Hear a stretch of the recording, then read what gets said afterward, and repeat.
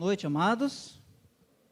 Grande prazer e alegria estarmos aqui reunidos no prédio. Louvamos ao Senhor por sua presença, damos graças a Deus pelo primeiro culto que nós tivemos, um grupo muito bom, estávamos louvando a Deus também. E agora, nesse culto de 7h30, alguns estão participando dos dois, como a equipe de música, participa dos dois grupos e nós, pastores, participamos dos dois também. Hoje nós daremos continuidade ao nosso estudo, onde conduzindo pessoas à verdade. Nós já vimos no estudo número 1 sobre o vaso e o oleiro. Nós vimos no estudo número 2 conduzindo pessoas a Cristo, conduzindo pessoas à verdade. Nós vimos também que nós devemos ser arautos do rei. E hoje à noite nós também veremos um estudo nesse perfil, onde nós devemos ser bons semeadores da palavra. E enquanto eu vou iniciar aqui com a oração, eu quero agradecer você que está nos visitando. Posso ver pessoas daqui que estão nos visitando e é um prazer imenso tê-lo aqui conosco. Vamos cantar aquele corinho que fala sobre os visitantes, Pelo menos a primeira parte, aquela que eu sei cantar. Visitante, seja bem-vindo, sua presença é um prazer. Com Jesus estamos dizendo, esta igreja que ama você. Então sejam bem-vindos. Vamos orar e assim, após a oração, eu já vou introduzir a mensagem. Santo Deus, mais uma vez diante do Senhor, louvamos a Ti pelas músicas que foram entoadas e nossa oração, nosso clamor é que cheguem ao Teu altar, ó Deus, como um aroma suave. Queremos nesse momento rogar também pela palavra pregada, ó Deus, que ela venha a ser absorvida pelos nossos corações e o que o Senhor venha edificar nossas vidas através delas. Ó Pai, sabemos que a verdade é a Tua palavra, ó Deus. Que essa noite seja semeada e que através dessa semente, ó Deus, possa florescer ao seu tempo. Assim nós oramos, ó Pai, e rogamos ao Senhor, em nome de Jesus. Amém. Muito bem. O trigo é um dos alimentos mais antigos citado nas Sagradas Escrituras. A Bíblia, então, fala desse alimento como sendo um alimento muito bom, e é interessante que o trigo, ele encontra-se nos nossos continentes, do Oriente ao Ocidente, o trigo, ele é um plantio bom. E a Bíblia, então, fala como o alimento mais antigo das nossas civilizações. O trigo, ele é classificado como um cereal, e ele movimenta a boa parte da economia do mundo inteiro. Um exemplo, você tem ele em sua mesa e às vezes você nem se dá conta. Quando você tem ali uma pratada de macarrão, ali foi componentes então do trigo. E é interessante que o Senhor Jesus utilizou o trigo algumas vezes para ilustrar o seu reino. Em uma delas ele comparou então o trigo e o joio, onde então o campo seria o mundo, e o trigo seria os filhos de Deus, e o joio então, ali ele ilustrando, seria os filhos do maligno. E ambos são idênticos, tanto o trigo como o joio são idênticos. Em outra ilustração, o Senhor passando por um campo e ensinando aos seus discípulos, isso no capítulo 6, não precisa abrir lá de João, capítulo 4, versículo 35, o Senhor olhando para o campo de trigo, que naquela época estava verde, o Senhor disse o seguinte: vós dizeis que faltam 4 meses para a ceifa, para colher o trigo, pois eu vos digo, eis os campos já branquejam para a ceifa. O trigo, quando ele está próximo então da colheita, ele fica exatamente nessa cor aqui que ele encontra-se agora, eles branquejam, e à distância então você pode ver eles branquinhos, então é a época então de ceifar. Tem um porém, quando o Senhor falou essas palavras, naquela época, no capítulo 4 de João, o trigo ainda estava verde. E os discípulos ficaram sem entender.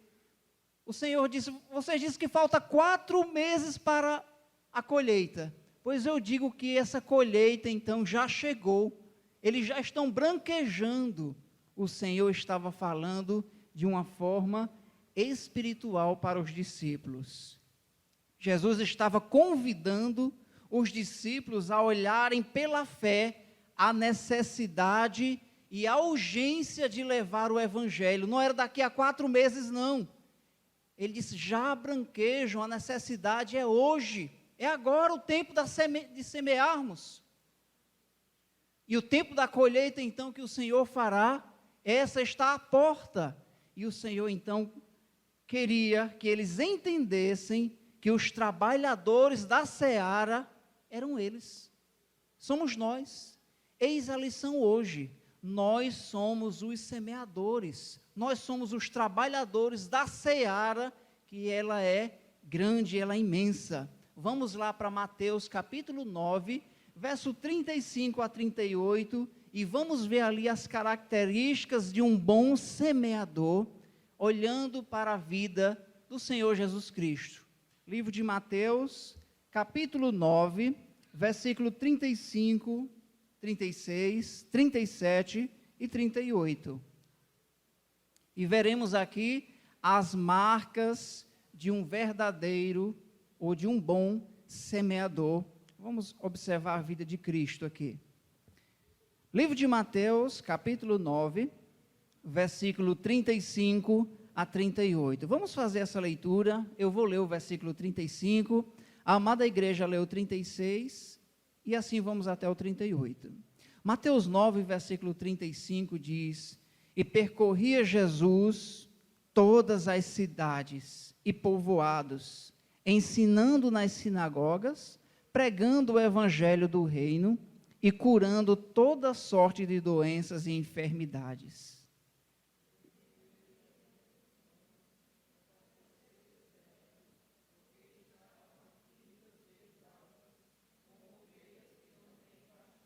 E então se dirigiu a seus discípulos: a seara, na verdade, é grande, mas os trabalhadores são poucos. Todos juntos? Rogai, pois, ao Senhor da seara, que mande trabalhadores para a sua seara. Nesse texto aqui, exatamente, nós vamos encontrar, olhando para Cristo, as marcas de um bom semeador, e esses semeadores é eu e você. Somos aqueles que semeamos as sagradas escrituras. Nós vimos nos estudos anteriores que essa semente, ela é a palavra de Deus, que uma vez lançada, ela gera então vida, nos regenera, nos dá vida em Cristo. E a primeira marca que encontramos aqui de um bom semeador é disposição. Olhando para o versículo 35, embora que você não veja essa palavra aqui, disposição, mas nós temos a ação dela. Observe então: e percorria Jesus todas as cidades e povoados. A primeira marca de um bom semeador é a disposição para o trabalho de Deus. É estarmos dispostos então ao serviço dele para semearmos a semente da verdade. Note aqui que Jesus percorria todas as cidades e povoados. Percorrer significa exatamente isso: sair de um lugar e se deslocar para outro, colocar o seu corpo em movimento, colocar você em ação. Percorrer significa sair. Às vezes você pode percorrer um percurso pequeno, às vezes grande, mas a disposição é exatamente isso: é você sair da sua zona de conforto e se dispor para semear o evangelho. Note aqui que ele então ia tanto para as cidades como para os povoados. Aqui podemos perceber a importância de levar o evangelho não só para a zona urbana, mas também para a zona rural. Não somente para a classe, então, digamos assim, mais favorecida da cidade, mas também entrando para os povoados. E como o Senhor fazia isso? Ele ia de Hilux, era? Como é que ele ia? Ele pegava um Uber. Como é que ele ia, Mave? Como é que o Senhor ia? Ele ia então a pé. E os seus discípulos também, eles iriam a pé. Não importava-se então quanto tempo. Em uma dessas viagens, nós podemos ver ele multiplicando os pães e peixes, que a multidão era grande seguindo ele, né? Em um desses percursos, então, ele visitando as cidades e povoados, ele desafiava as multidões, dizendo: se alguém quiser ser meu discípulo, a si mesmo, se negue, tome a sua cruz e siga-me.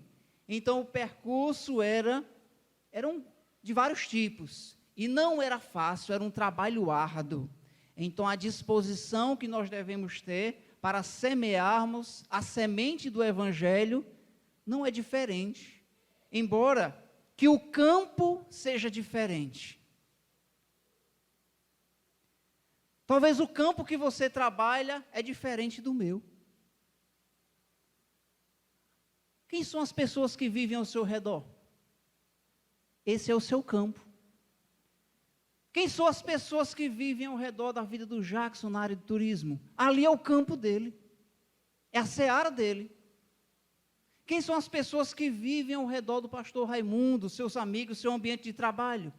Ali é o campo dele. É a seara. Onde é o seu campo de trabalho? Onde você semeia? A pergunta é: será que você tem sido disposto a semear? Ou você tem sido um semeador negligente, que guarda a semente, então, na capanga?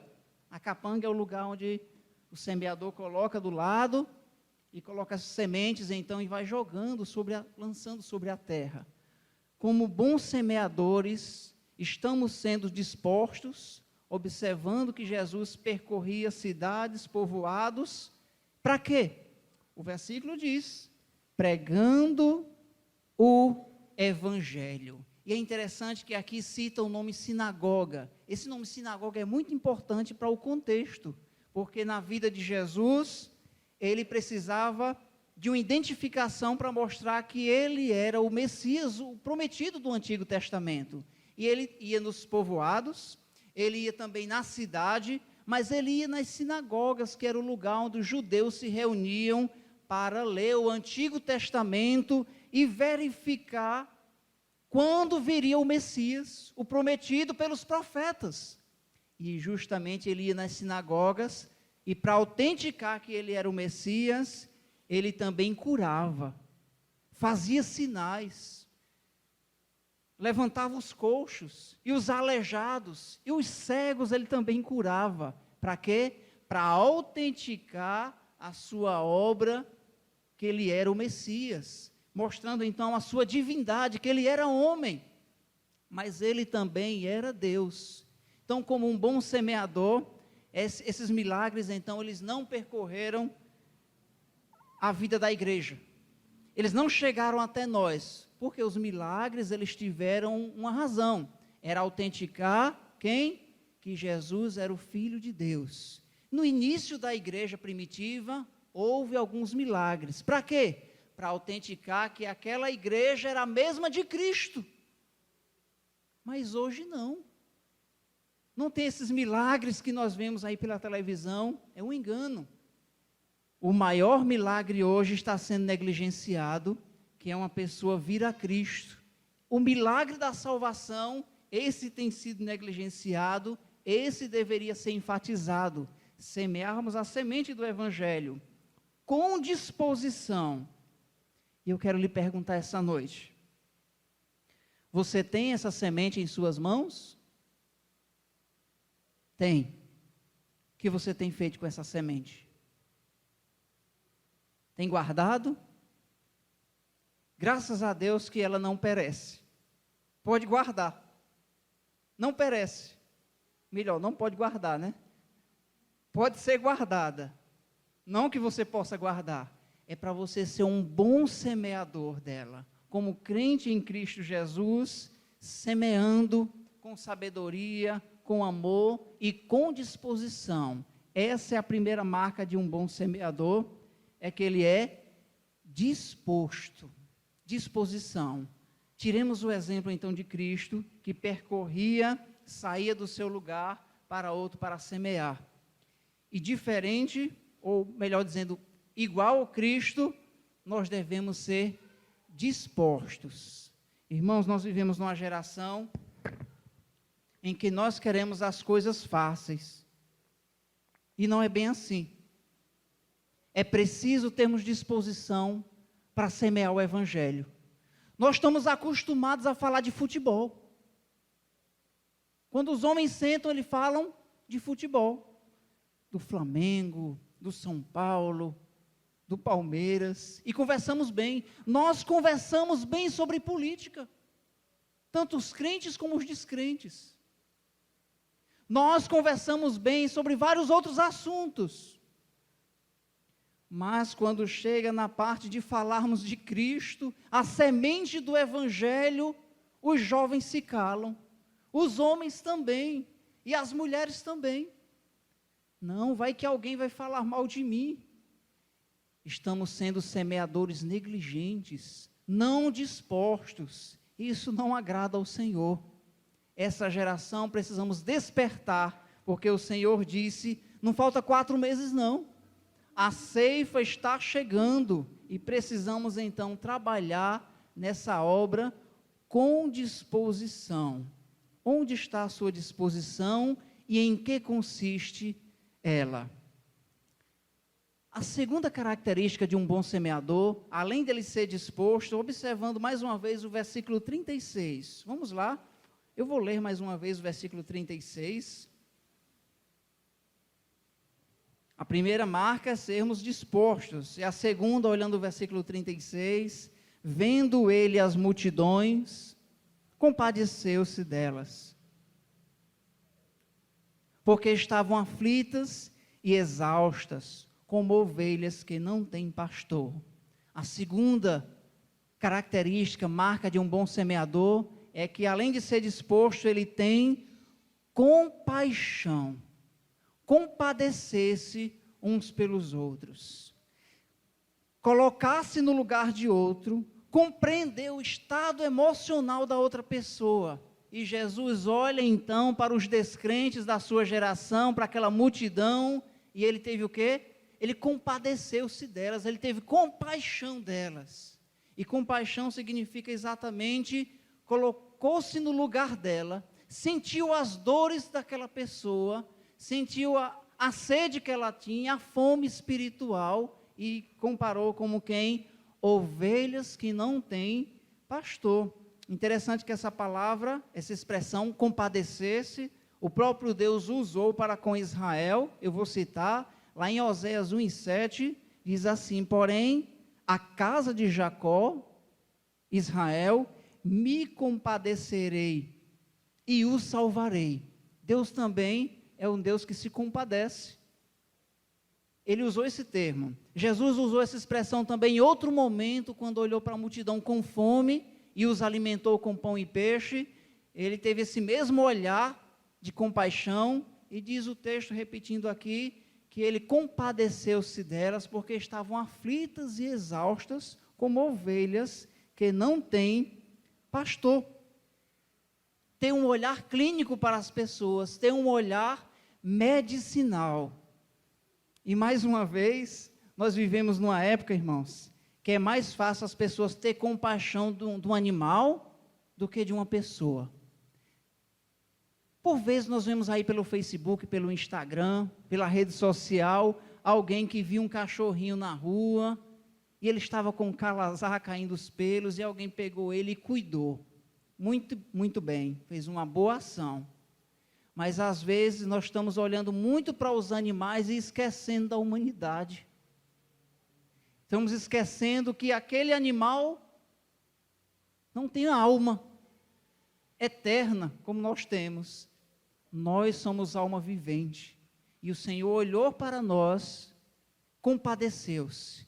E como bons semeadores, nós devemos ter um olhar também medicinal, olhar para as pessoas e saber que eles são pecadores, perdidos, carentes da graça de Deus. Eu quero lhe perguntar, como você olha, como você enxerga o seu vizinho? Como você olha para os seus parentes sem Cristo? Como você olha para as pessoas que moram na sua rua? Será que você está tendo um olhar de compaixão? O que nos leva a ter esse olhar de compaixão? Uma vida centrada em Deus, uma vida debaixo da autoridade de Cristo, uma vida cheia de conhecimento da verdade. E o que nos impede de termos compaixão? Temos que ser sinceros, uma vida centrada em nós. Impede de nós termos compaixão uns pelos outros. Você olha para o pecador e você pensa, se ele morrer hoje sem Cristo, para onde ele irá? Condenação eterna. Você olha para os seus parentes sem Cristo e você consegue sentir essa dor? Você consegue perceber, olha, não tem Cristo. E o Senhor voltasse hoje para ceifar, né, os seus. Se o Senhor voltasse hoje, aqueles que estão sem Cristo, talvez tenha alguém aqui hoje sem Cristo. Pois se fosse hoje, você ficaria para a tribulação, teria 7 anos ainda de aperreio para poder crer nele, em Cristo. O Senhor olhou para a multidão e era como ovelha que não tem pastor. E como é uma ovelha que não tem pastor? É muito triste. Ela vai beber água sozinha, na realidade não vai nem conseguir sobreviver. Eu preparei uma frase aqui para isso. O mundo tem seus atrativos, mas não pode suprir as necessidades da alma. O mundo tem os seus atrativos, mas não pode suprir a necessidade da alma. Somente Cristo pode suprir a necessidade da sua alma. Você pode se divertir, você pode ir para as festas, você pode ter uma vida boa financeiramente, mas sem Cristo não pode suprir a necessidade da alma. É somente em Cristo. E o Senhor olhou e viu ali que eram ovelhas que não têm pastor. Quero lhe dar um exemplo breve da nossa região. Quantos aqui já foram para Jericoacoara, saindo daqui da Jijoca, indo por aquele percurso? Eu não sei dizer se é por dentro ou é por fora, indo por aqui, sem ser pelo pré-A. Quantos já foram? Levante sua mão. A primeira vez que eu fui, eu fiquei intrigado. Era, não sei hoje, mas era tanto animal lá espalhado em jumentinhos lá e outros animais. E eu perguntei, rapaz, quem é o dono desses animais aqui? Esses jumentinhos aí? Não, não tem dono não. Aí assim, ele disse, não tem dono não, eles se criam aí, eles dão cria e fica aí desse jeito. Pois bem assim é a comparação de Cristo. Ele olhou para a multidão, sem Cristo, e disse, é como ovelhas que não têm pastor, é como um animal que está aí, abandonado. E a pergunta é, nós olhamos para os descrentes dessa forma também? Será que nós temos compaixão? E se você tem compaixão, o que você está fazendo? Não adianta somente olhar, é preciso então estender a mão, é preciso ação. E é exatamente para onde nós vamos agora, ação. Jesus, ele tinha disposição, compaixão, mas não era só compaixão não, ele precisava agir. Olha o próximo versículo, que nós vamos para o próximo ponto, veja o que foi que ele fez, o Senhor. O 36, mais uma vez, vendo as multidões, compadeceu-se delas, porque estavam aflitas e exaustas, como ovelhas que não têm pastor. E então se dirigiu aos seus discípulos. Vamos ler todos juntos agora? A seara, na verdade, o ensaio foi bom, agora vamos ler. Você está com sua Bíblia aí? Vamos ler agora. Todinho, o 37. E então se dirigiu aos seus discípulos. A seara é grande. Foi exatamente o que Cristo fez. Ele viu a necessidade. Ele viu aquelas ovelhas como quem não tem pastor, e mais uma vez ele vinha ilustrar, dizendo que a seara é grande. E qual era essa seara? Embora que ele estivesse olhando para os campos ali do trigo, mas ele estava ilustrando, mostrando que o mundo, a seara é grande, mas os trabalhadores são poucos. Isso é uma verdade cabível até os nossos dias. De quando Cristo falou até hoje. Como o pastor Brandão costuma dizer, eu peguei essa frase dele, a seara sempre vai ser maior do que os trabalhadores. E é uma verdade mesmo. O Senhor disse, ela é grande, mas os trabalhadores são pouquíssimos aqueles que querem trabalhar para o Senhor, nesse serviço, nesse semear. Você já percebeu em nossos dias que a faculdade e a universidade não são mais garantia de emprego? O jovem vai estudar, muito bem, é bom estudar, ele vai fazer a sua faculdade, a sua universidade ali, mas não é uma garantia de trabalho. Mas mesmo assim, é disputado, é concorrido. Tem uma vaga ali para advogado, a disputa é grande, os nomes ali para se encaixar. Tem uma vaga ali para dentista, então várias pessoas vão se alistar que estudaram. Mas nesse trabalho aqui não tem concorrência não. Você não vê uma fila de pessoas dizendo, eu quero ser um missionário, eu quero ser alguém que trabalha na igreja semeando. Não tem concorrência. Você pode chegar lá que o banco vai estar o quê? Vazio. Pastor Wellington, pastor Ricardo, eu queria trabalhar nessa seara. Pois, sente aqui e espere, porque a fila é grande. Não vai acontecer isso não. Não tem concorrência. É interessante, eu comparo isso com algo dos nossos dias, que é a farinha, o fazer a farinha. Quantos aqui já viram a fabricação da farinha, que é manual? Quantos já viram o processo? É muito interessante o processo, exige várias pessoas. O primeiro passo qual é? É plantar o roçado, trabalhar no roçado, e quando chegar no tempo, pegar aquela mandioca e levar então para a casa de farinha, e lá fazer todo aquele processo, né, que eu não sei todos os processos, só sei que um tem uma prensa que imprensa até sair o mel dela, e depois então, deixa ali para secar, até chegar na farinha e outros alimentos para nós. Pois eu comparo a obra de Deus com a casa de farinha hoje. Está se acabando. Se a geração que vem não aprender a fazer farinha, daqui a 15 anos, não vai ter mais farinha, não.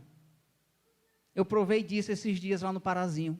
Cheguei numa casa de farinha e tinham várias pessoas trabalhando, mas eram só senhores, os jovens. Os filhos deles não estavam lá para aprenderem a profissão. E quando eles morrerem, quem vai fazer farinha? Existem muitas casas de farinha hoje que já caíram, já se acabou. Porque falta passar de geração em geração. Então, aqui é uma profecia não, uma certeza. Viu? Daqui a 15 anos, Jackson, não vai ter mais farinha não. Ninguém come mais. Que bom que esse material aqui não perece, viu? Os trabalhadores são poucos. Não quer dizer que vai findar, não. São poucos, mas sempre terão. Ação e oração. Foi o que Jesus fez por último. Ele teve disposição, ele teve compaixão, mas ele teve ação também, juntamente com oração. Olha o versículo 38 para nós concluirmos. Vamos ler mais uma vez? Rogai, pois, ao Senhor da seara, que mande trabalhadores. Rogai, orai, vamos orar a Deus. Senhor, mande trabalhadores para a sua seara. A seara é do Senhor, é dele. Nós somos trabalhadores, cada um de nós. Dona Eurides é uma trabalhadora em lançar a semente. A Luana é outra. A irmã Francilene é outra. O André é outro. O Tiago, a Juliana. Cada um de vocês são trabalhadores nessa seara. Aí a pergunta é: tem sido um bom trabalhador ou um mau trabalhador? Todos somos trabalhadores, mas que qualidade de trabalhador estamos sendo? Jesus era disposto, tinha compaixão, ação e oração. Vamos orar? E que o Senhor possa arder o seu coração e você lembrar que a seara é grande, mas os trabalhadores são poucos, e os poucos que têm ainda negligenciam. Ó Pai amado, Deus querido, nessa jornada que não é fácil, ajuda-nos, ó Deus, a sermos diligentes, a sermos semeadores da verdade. Ajuda-nos a termos sabedoria de como lançar semente. Nos dá coragem, força, disposição, compaixão. Nos dá ação, ó Pai, para fazermos a Tua obra. E que possamos orar com oração dirigida ao Senhor, que é o dono da seara. Mande trabalhadores. E faz nascer trabalhadores dentre nós. Assim oramos, em nome de Jesus. Amém. Amém, amados?